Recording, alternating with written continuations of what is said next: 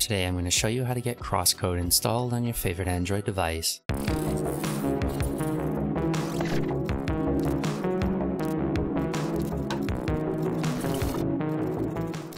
The first thing we need to do is to visit the Cross-Android website and download the latest APK by scrolling down to the bottom. Go ahead and select that download and we can proceed to the next step. Next, we need to verify that Java is installed on our computer to get the rest of the Android port set up correctly. To check to make sure it's set up correctly, press the Windows key and the R button to launch the run command and input the command mentioned in the description below. If you get this message, you know that Java is not installed on the computer and we need to go ahead and do that next. Hop over to the official Java website and download the latest version. Java is essential to compile the Crosscode game data into the OBB file for the community port. Go ahead and proceed through the installer to get Java installed on your computer. With Java installed, we can proceed to the next step. Navigate to the download directory on your PC where the APK file is saved and generate a new folder called Cross-Android. This folder is where we're going to be putting all our files for the community port, including our game data. We need to download Crosscode next from Steam. Go ahead and download that next onto our computer so we can copy the necessary files we need. This shouldn't take too long to download as it's not a very big game. Once Crosscode has been downloaded, open the installation folder, then copy the assets folder. We're going to need to paste this copied folder into the Cross-Android folder that we created in our download section. We need to then download a tool that compiles this data into the OBB file for the community port. Using the link below, we need to download the job.jar and jobbifier.jar files so we can put those in the Cross-Android folder in our downloads. Go ahead and cut or drag these two files into the Cross-Android folder that we created. Without Java installed, these two files are useless to us, which was why we went ahead and installed Java before we got these two files.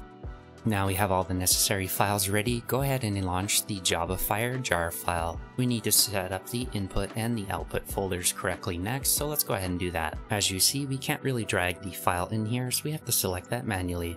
Select the assets folder as the input folder, and for the output folder, we just need to select the Cross-Android folder that we created. The package name should be set to de.radicalfishgames.crosscode, and the package version should also be set to 1. With all that inputted correctly, all we need to do now is go ahead and create the OBB file.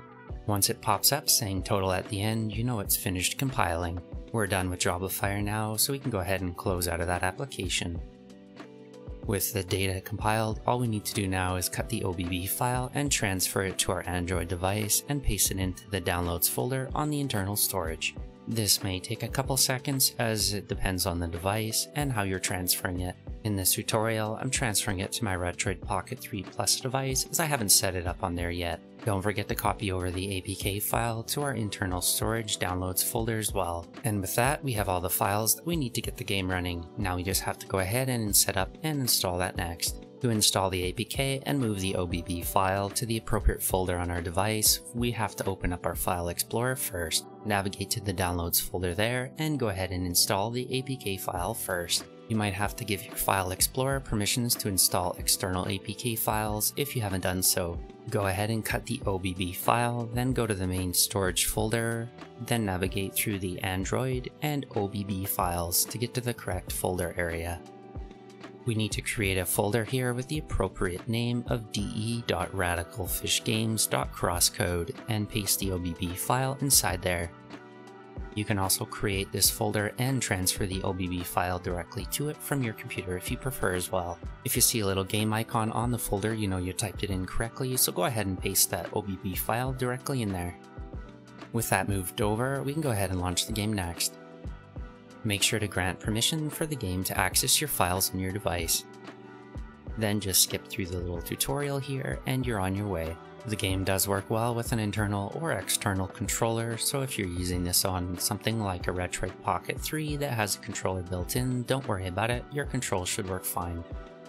It's nice to see controller support built into this community port so we can enjoy it as we would on a computer or another console.